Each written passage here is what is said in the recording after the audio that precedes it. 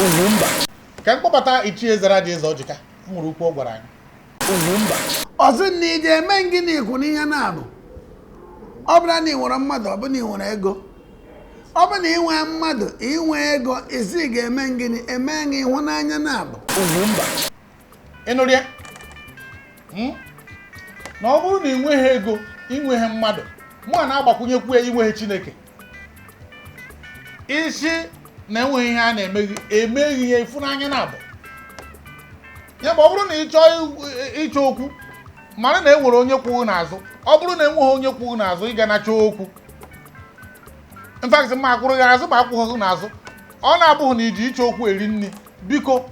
wepụ aka n'ihe ọbụla na-ebute esemokwu, ọ kachasị ọ daa n'ịkọjọ mmadụ. Maka na n'ụbọchị taata ọtụtụ ndị be anyị ejiri na maka ụmụ ihe online a na-emezi ịkparị mmadụ, ịkpọ mmadụ iyi mega.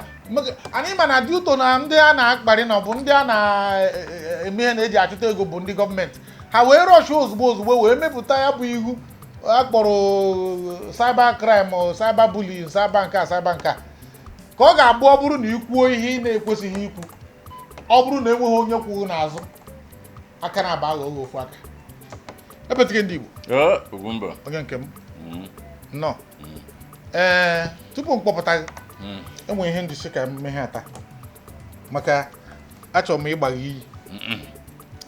iyi. Unu na-anya ụnụ afọ na anyị kwadoro n'ụdị pụrụ iche. Ihe ndị chọọ ịgba gị iyi bụ na ị ga-ekwe m nkwa na ọnụ gị ama nkwute ihe a ga-eji bịa kpụrụ m n'ebe a ma ọ bụ kpụrụ maka na ụmụaka gị mere ihe na adịkwa ama ama. Ọ bụrụ na ikweghị ma na mụ na gị tata ka anyị na-agbasa, adịkwa ama ama.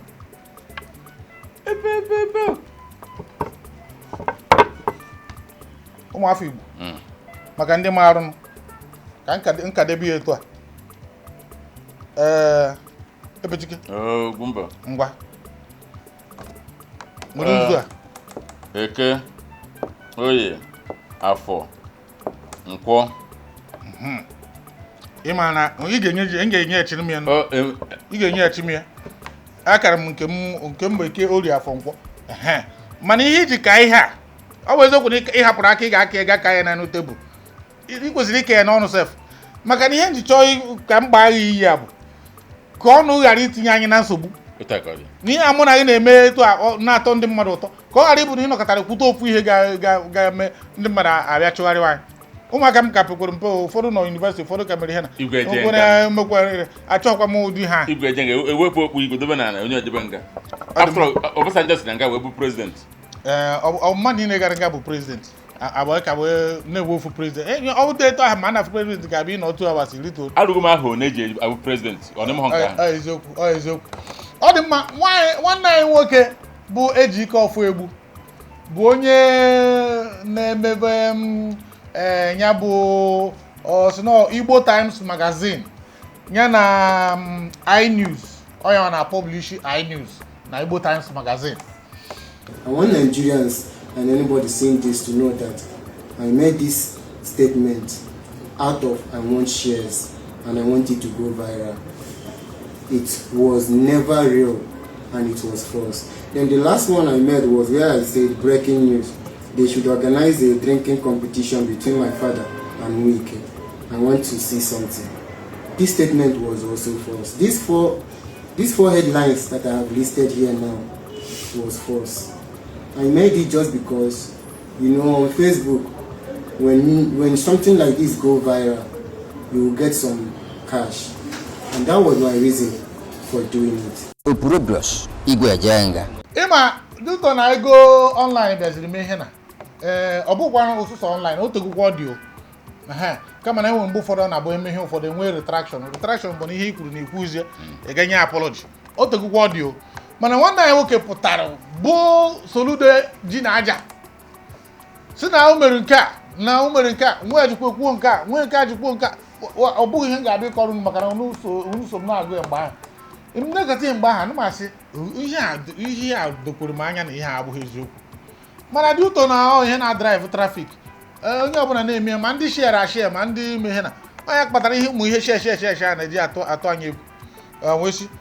tata aka kpara na ya bụ nwa amadi ọ nọ na nga dịka mụ na gị na-ekwu okwu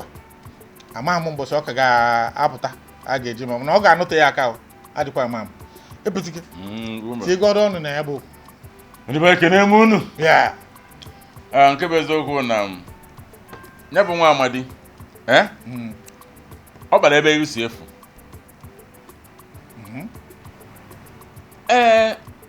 ọ bụrụ mgbe eji ga criticize na gọọmenti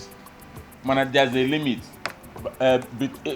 between criticize and ịkparị ibu ebubo ụgha na gọọmenti bịa kịta sị hey na akwa ifuru ọfụ adị ebe a na isi mba biko na ọfụ a na ife dị n'ime ebu na ya kpakwara na agbakwe gọọmenti amara na nwoke bụ ihe ekwu onye enwe m dama isefe na ihe dị ebe a gbakpati ozu mmadụ n'ime ị na-ebo gọọmenti ebubo ịma ife ihe a ji ewute ma omegwu na eti na Anambra okwenye na Anambra ka nke a na-eme zi Anambra o mere one guy pụtara last 2 weeks wee sị that na hey na onwe plane ndị amị helikọpta dara na Enugu ukwu bịa n'enu adazi nnukwu n'obu mmadụ ihe supply ebe ndị Fulani nọ ocha ya ha na-awa ọcha na site as engineer emecha dị plane fenie PG ndị adazi nnukwu wee kpọọ obodo kwa ọsọ PG obodo ọ gbakwara afa ha na-agba wee jee atụma nwa amadi nweta esi abịa nwanne ihe ntụwadị biko bịa ka igosi anyị ebe plane ahụ dara so ka enwe ike n'ụtụba ndị Fulani gịnị na mmadụ anyị agba nkịta ife efuo ọsọ na ego n'ọkụ trafik a na-achọ asis na gịnị trafik ị na-achọ etu obodo dị etu ịmara na the hostility na-aga above sea level ịmara na o nwere ihe ekwu enweta onye alta na ebe mbụ ebe chere ndị hera kine iji ụdị ihe egwu thank God n'udo ga-achị enyere nye n'udo ga-asị ọbụna this boy kịta o dere nke mbụ dee nke abụọ dee nke ịtọ dee nke nọ dee nke ise against onye ma ife ome gị onwe gị na-azọ ị na-achọ oge enwudere ya ọ na-ekwu nọ trafik ka a na-achọ like na comment mana o nweghị gọọmenti ji karịa ibe tata akpa eje magistrate court gọọmenti na ya eje magistrate court na onwe ife eji ikpe na high court akpụrụgo eje magistrate court tata magistrate court were sị na he mo jurisdiction na this case a imesi wogode edewe n'ime si bekwazie dịka 20 something ka enedekwazie na huga ọnọgide n'ime correctional center ruo 20 something abezie ndị ewese na gosigo unu eje high court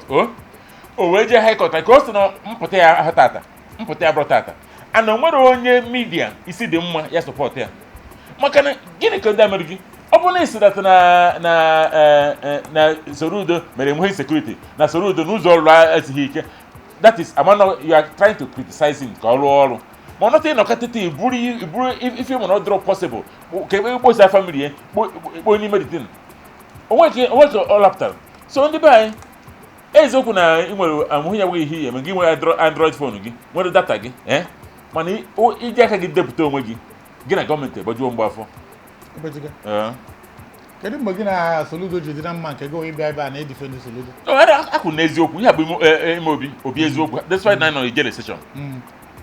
maka afụnụbeghị m mbọsị mgbe amaghị m mgbe eji nye gị akwụkwọ gị bụ yere defender in chief of Soludo enwere ihe ị na-ara n'abalị onweghị na-edifend ihe ma bụ ikwu nke bụ eziokwu like na ịma ihe takịta na ijele ọka ngwa ha kịta dat na since last 2 months esi na-ego m nkwuru igwe onye ọ dịka mana akọwasịrị mana ịmara mma ekwu nwunye igwe onye ruo kịta kwi nwere ide Wumba mmiri bụ nke anyị ṅụrụ mbọsa mmiri ka anyị ṅụrụ mbọsa nke mkwụrụ ụgwọ ka nke kwụrụ ụgwọ ka mmiri emere ka ọ ghọọ mmanya ka a mara ka anyị kpa ihe ebere ka ndị mara ime ihe anyị ọ dị mma now ebe okwu m na-aga bụ na ebe a nọ na-achụ trafik mgbe niile a na-achọ trafik meziri ndị be anyị enwegoro ndị ji eme ọ dịka ọbara ha mana oruzie tata ụfọdụ n'ime ha ọnụ emena ha shọtọ maka na ọ bụrụ na ị nweghị lụtadokwu anyị nke izizi ọ bụrụ na isi na enweghị ya ga-eme nweghị ị nweghị mmadụ ị nweghị ego ị nweghị Chineke mara na ị na ebe nke Chineke na ọbụrụ ma Chineke amaghị ị ga-achọ okwu ya bụ ị ga-enwe mmadụ nwee ego tupu ịpụta ịbịa nụọ ọgụ ọtụrụkpọkpọ maka amaara m na ọtụtụ ndị mmadụ bụ ihe dị etu a ka ha ji eri nri enwekwa ihe mere ha o and n'anya ndị bloggers ndị ọbụla na-eme ihe anyị na-eme chọrọ ka ihe ha na-emega ọfụma ka ọmalite ndị ha na-akarị achọ okwu bụ ndị gọọmenti maka na ịchọ individual nọrọ onwe o ji onwe eme gị ọ bụrụ except ma ọ bụ onye gbanitere dị agha achọ ka ọ taa ya afọ ihe a na-achọ onye ọbụla na-achọ okwu mana nke bụ ịgazi ga wepụta mmanya nwa ma ezinụlọ ya dee ya bụ ihe idere maka trafik achọrọ m ịjụ oge echi njaka na-ewu mgbe ahụ na-aba ihe niile ma ebee ka ọ nọ tata ọ gbanyelata ọkụ ụfọdụ n'ime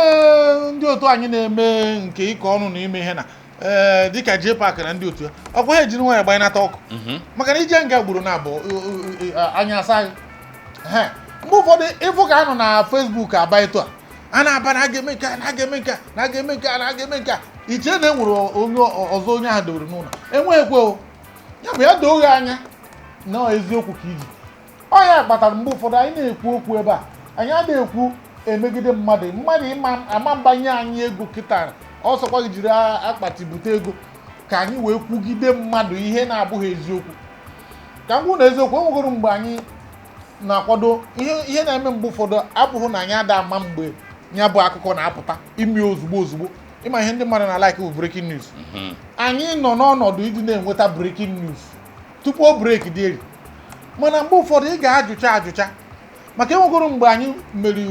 anyị kwadoro itinye ọnụ n'ihe gbasara Reverend Father asị na ọ tụwara nwaanyị ime na Nsụka asị ka anyị na-ekpe ya anya tupu anyị mgbe anyị na-enekpozi ya anya ka anyị fụrụ na ya bụ ihe bụ asị nwa agbọghọ kwuru ya wee pụta si mba na ọ bụghịkwa eziokwu na ya tinye n'anya wee fụ na ọ bụghị eziokwu efu na ya bụ ihe ego Facebook na YouTube na ụmụ online a ga-atinye ọtụtụ ndị mmadụ na nsogbu na ọ bụrụ na ị kwenyere na enweghị ihe na-emeghị mara na ị ga-eji ego jide mmadụ ọ bụrụ na ife onye na-eme ya oke soro mgbere ma mmiri ọ tachakwa mgbere ma tachakwa oke o adịkwa ama maka enweghị onye isi dị mma ga-asị gị gaa chọwa okwu ndị m fụrụ na-eme ya mgbe ahụ bụ ndị politicians enwere nke ọ ga-abụ ị na-eme like this ị na-ekwo ọ na-ada a na-asị na amarụ na enwere onye kwughị n'azụ onye ahụ enefuru gị anya maka na ọ maarụ na ikekwu na mmadụ dinyere ozi na nwanne na ọbụla na-agba egwu n'ezi na enwere ihe na-akụrụ egwu nọ n'ime ọhịa onye ahụ ahapụ ka ọ ghara ịnụwa oke ọgụ mana ọ bụrụ ha na ekwuru na enweghị onye mere ihe na ibe echọzie ya chọọ ya onye dị ka nwa Mgbafọ nna ije ekwana ebechighị mana ofu ihe nna akwado n'ihe ha mere ikwugo nke mbụ bụ na ha hapụrụ High Court a ga-aga bụ ebe a na-eke ụdị ikpe ahụ asị enweghị ka ha ga-ejikọwa na ha ama ha na ya bụ ikpe abụghị ikpe Magistrate Court wee gaa na High Court nke ịbụọ bụ na eburu ụzọ jidie wee sị ya gagodu mewegodu announcement na ihe ya kwuru bụ asị o mee ma vidio dee ede mee apology mee ntamimo emechagharị agbagharị ya wee kpọkọrọ ya gaa n'ihe na ọ bụ ezi ihe bụ ihe ahụ asị nkwasị nka nsọ n'obe na deterrent because nke bụ eziokwu bụ dat na ọ bụ na emechara deterrent bụ onye ebe onye Britain ọ bụ na emegidere emecha mgbe asịa mgbe na si nna ụmụ ife na ndị ọzọ ekenikwa mụ brivo na ụmụka nye ede ọ bụghị si nna ụmụ ọ bụrụ na ị maara na ị ga-akpọrọ ya gaa court ịma na ọ dị ka ndị polisi abịa sị ka a gaa n'ọdị jos iru ide statement iru anya arara mmụrụ eji arapụ onye foto arabụghị ime ọhịa ọ nọ ebe ahụ nwụ ya bụ kedu ka eji machara na nwoke a na ama mgbagharị ya na ọ ga-erukwe nga wee sị ya bịa yọọ mgbagharị kwuo na ihe o kwuru na o kwuzi o ruo kịta na guilty or not guilty a na-adị na-eme na court ọ ga-emenizikwa not guilty ka m gwa gị enweghị iwu aka isi m akwụmụgwọ nje defend nwa Mgbafọ ịmara like you know I'm a just person asọmanye just nke nwere tii o nwere one thing about government mgbe ha kwuru ihe a akpọrọ these guys had that thing I'm sure n'ime obi ha achọrọ ịhapụ ya nụ mana ejize na reaction and comments ndị mmadụ ewefọ that na ọ bụ na fa hapụrụ ya maka o nwere one thing ọ bụ na ndị a maka see this boy don't try this kind of thing next time agwa ma agwa no nwere n'isi nkụka ka ya eme again ekwe m na ka ekwe m na ha bụ n'obi na ha bụ n'obi na ọ bụrụ na o kwupụtacha mgbaghara mmehie kwete na ya mere ihe na bụ n'obi ịgbaghara mba ha ebu n'obi ịgbaghara kama na achọrọ ka akpụgodi ya na gọvanọ nke gọvanọ m gọvanọ anyị Igbo nke nukwu gewe ntị ihe gọvanọ anyị Igbo ana m agafe Anambra bifo eruo m Enugu ndị oyi m imirikiti ndị oyi m isokwa n'ime bụ ndị Anambra iso n'ime imirikiti ndị ọbụghị m bụ ndị Anambra bụ second home na ọ bụrụ na m na-akịta achọghị m ị na Enugu be anyị anọrọ m na Anambra ya bụ ihe ọbụla a na-eme na Anambra ọkwa Ọnịsha ka m ga-agafe tupu ana mfegodo efesef ọ dị m ka ọ na-agafekwa Ọnịsha bifo na ya bụrụ ihe ọbụla a na-eme na Anambra gbasara anyị niile ikwuzi na gọvanọ unu ka ọ bụ ka ọ ma ihe ndị ekwu bụ nke bụ obi akpọ na ụdị na ị ga-achị ya mgbe anyị kwupụta ihe na gaa mee ọpịpịa ikekwe ọ bụrụ na ị bụ Reverend Fada inye ya mgbasị ya gaa mee ọpịpịa ya mee penans mee ihe ha niile ọgụcha anyị agbaba na nchedo gị bla bla bla bla emechaa ya ise na-agbaghabeghị mmehie mba nke ahụ adịghị mma kịta na achọziri ka ejiri ya gbuo ya na anyị na-ekwu ọnụ na ga ifu na enwe onye ọchị agụụ bụ ihe ji agụụ na-ebute ụmụ ihe at times ya bụ na ọ bụrụ na e mere ata ya obere ụta the fact na ọ gagoro ruchie rọd n'ime na ọ na ihe na ga-eme ndị egwu atụ ndị mmadụ egwu m akwado hom nke a kwefuru nke ajụrụ m ajụ maka ọ bụ na ihe o dere bụ ofu ma ọ bụ ịbụọ aka asị na biko aka nye ọnụ mana o degidere de ya ịnọkọ ise and consistently ọ na-ede ọ na-eche for gịnịzi okwu ahụ achịtaghị aja maka na ọ bụrụ na ị gara nke mbụ onye ebe ịga nke mbụ gata ihe gaa nke ịbụọ gata ihe gaa nke ịtọ gata ihe gaa nke ịnọ gata ihe ọ ị gara na-aga na nye ka ajụka anya gaza nkịta ka ihe mere ya mana mgbe a sịrị ya bịa kwuo yọọ mgbaghara mmehie ọyọcha mgbaghara mmehie agbaghara ịma akwụkwọ nsọ kwuru si gbaghara anyị mmehie anyị dịka anyị si gbaghara ndị mehiere anyị isi mmadụ ya ahụ yọọ mgbaghara onye ahụ yọchazie mgbaghara ikweghezi emehie na ikweghezi agbaghara ọ dị mma etu ahụ cheru ka m bịa abụ na ụbụ former president Obasanjo mgbe ọ bụ president ka nwa ya nwoke ọ dị ka ọ bụ president mba ọ bụ president ka nwa ya nwoke dị ọkpara ya ji eburu moto ya wee pụọ ije groove dị nwa accident ọdụba emesịa nwa ya nwoke ahụ kpata ego gote moto ọfụ bịa buru ebebe nna ya nna nara ya kii moto o test drive buru ịgba na gate rituo Chineke chekwa ka emenu ọsị anọ nke o mere mbụ ka amegwa arụ ọmara ego ya jụrụ maka emeghe dị na ihe na kịta ekwe o mere apology ịma na enwe ihe nkwuchi apology asị accepted o nwere nke ebe apology not accepted not accepted ha ekwu na accepted ka a na-ekwu not accepted ha ekwu mana Obasanjo ada agbaghara mmadụ ọ sịrị na ndị be ha na ọkra nke ọ gbaghara mmadụ maka Atiku mere ihe kamgbe afọ 10 okwebeghị agbaghara eru echi ọ sị na ekra nke ọ bụ na ya bụ iji na Obasanjo bịa nye anyị example ebe anyị na-ekwu okwu ndị nwere obi mgbagharụ maka na Obasanjo kwenyere na ọ bụrụ na eme ihe na do me aduyo ọ ihe o kwenyere ya bụ iji na Obasanjo igbotere na Obasanjo ihe ji na-ekwu okwu a bụ na ekwesịrị isi oke mgbe ụmụnne ya ọnụkpọrọ ya mee ihe na ọ bụrụ na a ga-apịa 6 akpọta ya ihe na pịa ya 6 apịacha ya maka etu ọ nọ kịta na inye bel kịta na si na ọ si weta bel of 1 million naira or 500,000 onye ga-akwụ ọ tara ji ego one isi kịta na a na-enye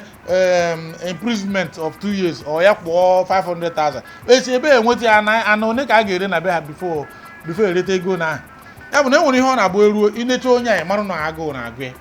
isi oke mgbe anyị na donitin m na ebelivuru m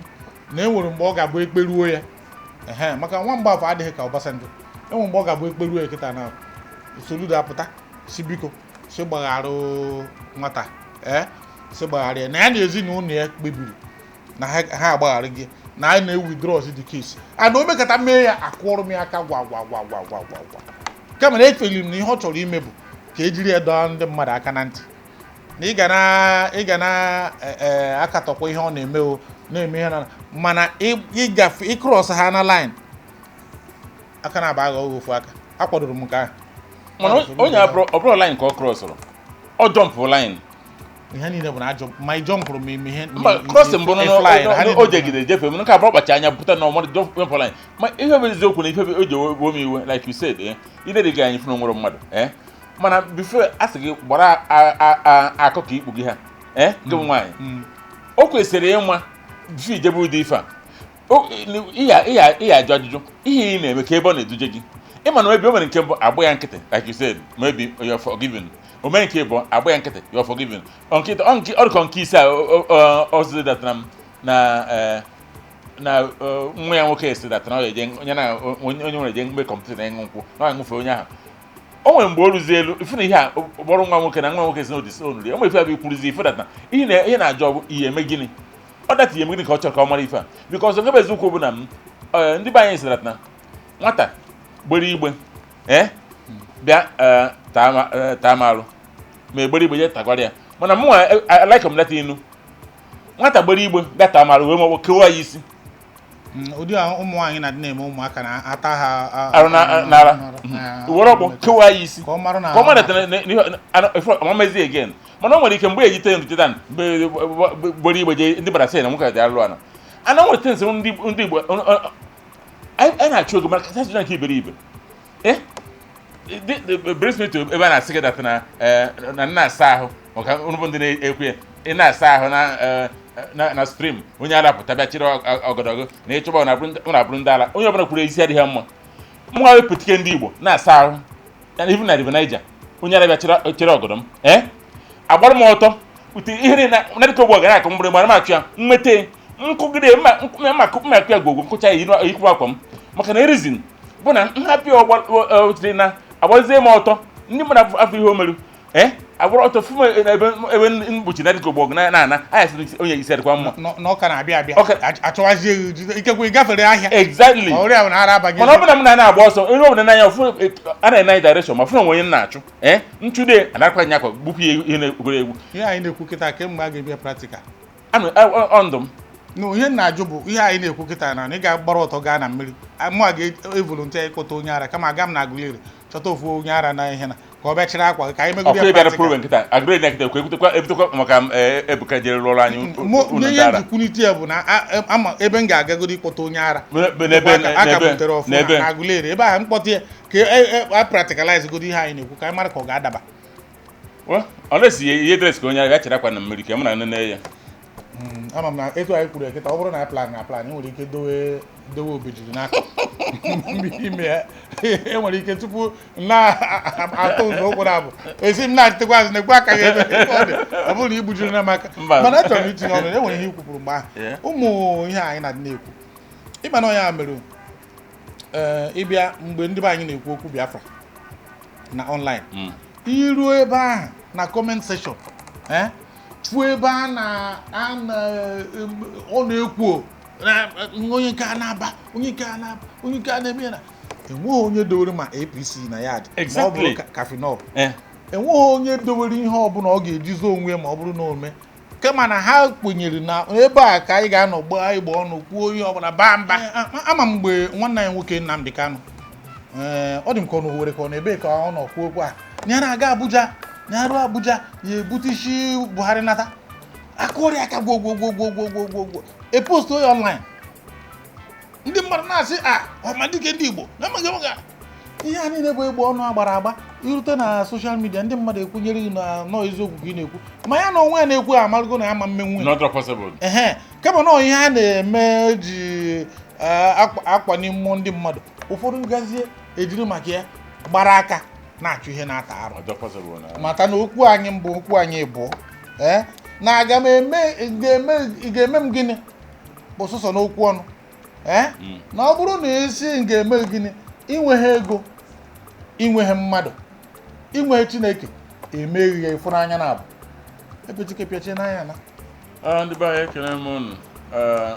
na mpịachi okwu nke nọ ntị maka ndị soshal midia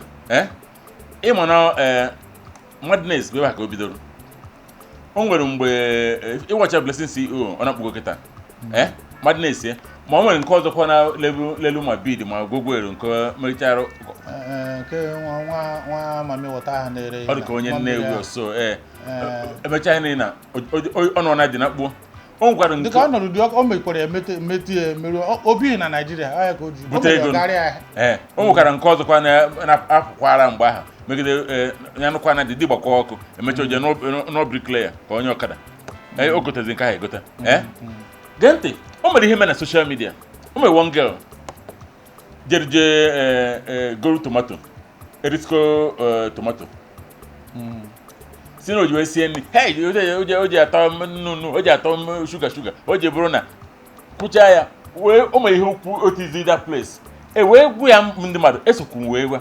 si pụta ebe ị na-eje bụ ihe biznes mmadụ ka ị na-eje kpa aka ọzọ gị ndị mmadụ sọpọtụ ya na soshal midia ya were na o kwesịrị ikirịta ekere nke ọda breda a na-ayọ emecha eje ma ofe anya ụba ha mụrụ eje yọ erisko maka ọ bịa kpụrụ ya mgbe ahụ erisko gbaghara pụta one lawyer one charge and bail je kwanyere ya si gịnị na eje gba erisko akwụkwọ nata 18 billion nata 15 billion aje tụtara akwụkwọ iwu erisko kpaka kparakwa ya again iwo n'ime ọ nọ na wee dị ime ọ dị ka nwa hapụrụ ka ọ mụrụ amazi m ana ọ dị kes ka kịta ihe niile na-akwụbie n'azụ bifọ sị na ya igozi ha che na-agbafuzi na life continues nye bụ onye na-ata ofe ya mana ọ bụrụ na mere ha gwara ya mgbe ahụ ọ bụrụ na mere ha gwara ya kwefuru isi anaghị akụta ebe akpụrụ ya ọ dị ka ihe dis guy mee kịta nke anyị na-ekwu maka okwu esi ha n'ike ọ gbapụta biko na-ememejọgo m na ederu maka ọ bụrụ na only one ka o deru ma otu anyị ayọtanwu I can tell you na ya ọta m soro udo mana ọ nọrụ mere kọntinezi ndị kwesịrị ịyọ na mezo nkwere ayọn including mụ ma ayọn maka ọ gafere band mana ọ bụrụ na onye ama ife ebe na-eme ife o nwere ọgụ ihe eje a na-akụ ụlọ ị na-anwana ihe ihe eme na social media ihe ihe eme na social media n'anya social media dị ka udo na-edo mmadụ ije gba onye eze akwụkwọ a na udo na-edo gị Ugwumba gịnị ezebe unu jee gba ya akwụkwọ dị nwana iwe gba ya akwụkwọ igbe onye eze akwụkwọ isi na akpa gị na-eweta ndị obodo a na-atụta nke onye eze nke gị gwụ nke ndị obodo ka so the people should know ọ baghị uru ije na-azọ ikwu ebe ma mpụtanwu ihe dị too dangerous social media before i dee ife ịmahọ nwoke jụọ ajụrụ ụfọdụ bụ ka o webụrụ na breaking news na turn to broken news ọ bụ na nke gị first nyepụtara nke last ma ya bụ na eziokwu maka ada ama o gwara o ka mazi m nke bụ o nke bụkadara o ekenekwa m ọnụ ya nwere afọ aghọ na ọ dị mma ọ dị mma obiko a na-anọ na be onye ụjọ na-arụbe dịka aka kama ọ ga-abụ na dịka uriri kwuru na kama isi ya ga-atọ n'itofe agadi nwaanyị kama ya ọsọ bụ onye na dinta sị ọ chechi ụzọ nye na dinta si wee gba ọsọ biko dimkpa jiri ọka gbara ehi ọsọ ma ọ bụrụ na ọ daa n'ụdịdị agha aga na chọọ okwu aga na kwu ihe ị na-ama ha maka na ọ na-awa n'afa nke mbụ nke ịbụọ bụ na ọ bụrụ na onye ahụ ejidezie ụgwọ ji na aja tupu ndị mmadụ abịa egwu ya si ya nwoke m na imefe gị oke ikekwe ụfọdụ ada eji ndụ ha apụta na ya ụfọdụ na-agba ha mekata ya asị gịnị bụ nke a na-asị anọzi n'ime ihe na-asị ụnyaa ya biko ya na-achịta azụ ka emegharịa ihe emere mana ọ dị mfe epetika anya na ọ na-adị ya onye m Ugwumba ọsị na ije eme gịnị ikwu n'ihe na-abụ ọ bụrụ na ị nwere mmadụ ọ bụ na ị nwere ego ọ bụ na ị nwee mmadụ inwe ego isi ga-eme gịnị eme gị ịhụnanya na-abụ Ugwumba Opuro Brush Igwe Ejenga